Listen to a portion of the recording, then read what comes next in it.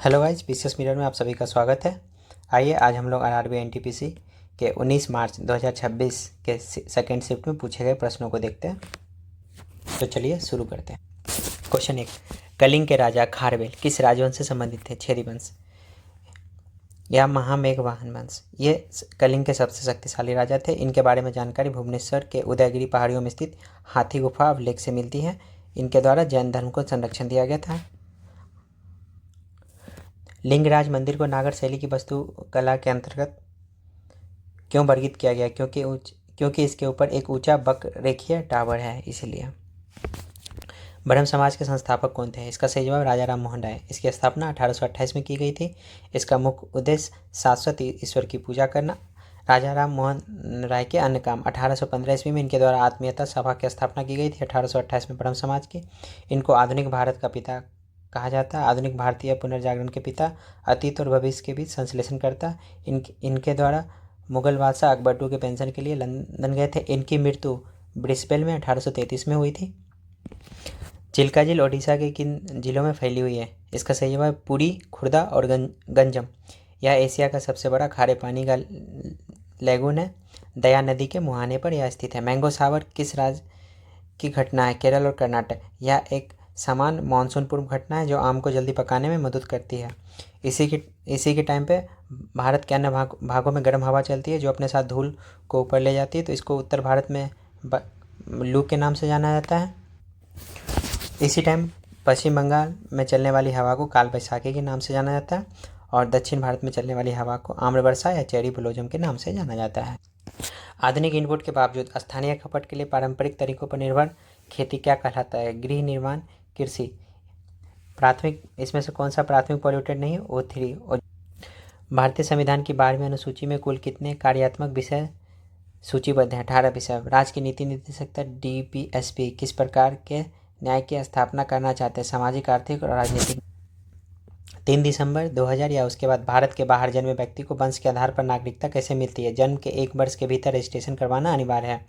संसद सदस्यों के वेतन और विशेषाधिकारों का निर्णय कौन करता है? संसद कानून बना के।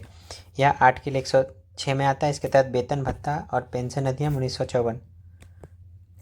इलेक्ट्रॉन के आवेश द्रव्यमान का अनुपात को 1897 में किसने निर्धारित किया था?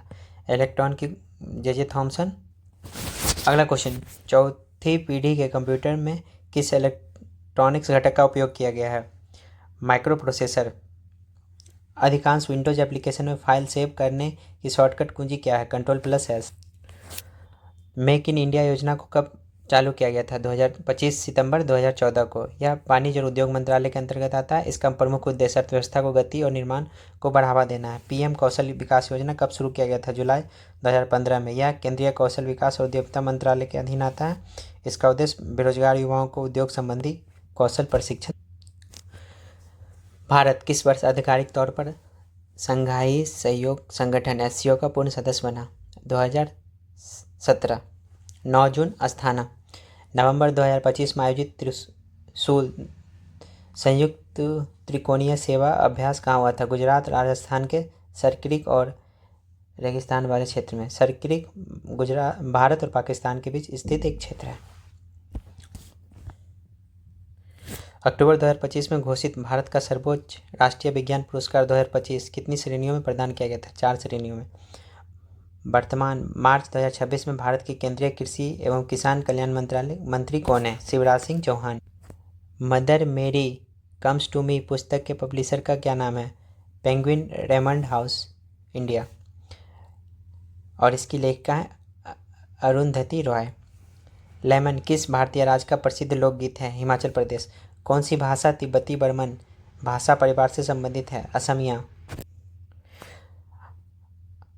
राष्ट्रीय महिला दिवस कब मनाया जाता है? 13 फरवरी में। 13 फरवरी को। अंतर्राष्ट्रीय महिला दिवस कब मनाया जाता है? 8 मार्च। पृथ्वी सम्मेलन, जिसे अर्थ समिट के नाम से भी जाना जाता है, कब हुआ था? पृथ्वी सम्मेलन 1992 ईस्वी में ब्राज़ील में रियो डी जेनेरिया में हुआ था। इसके अंतर्गत जो प्रमुख घोषणा पत्र थी, रियो घोषणा पत्र पर्यावरण विकास नीतियों से संबंधित थी। एजेंडा 21। उसके अलावा UNFCCC की स्थापना थी जिसने क्योटो प्रोटोकॉल और पेरिस समझौतों का मार्गदर्शन किया, जिसे आप पॉपुलर रूप में COP के नाम से भी जानते हैं।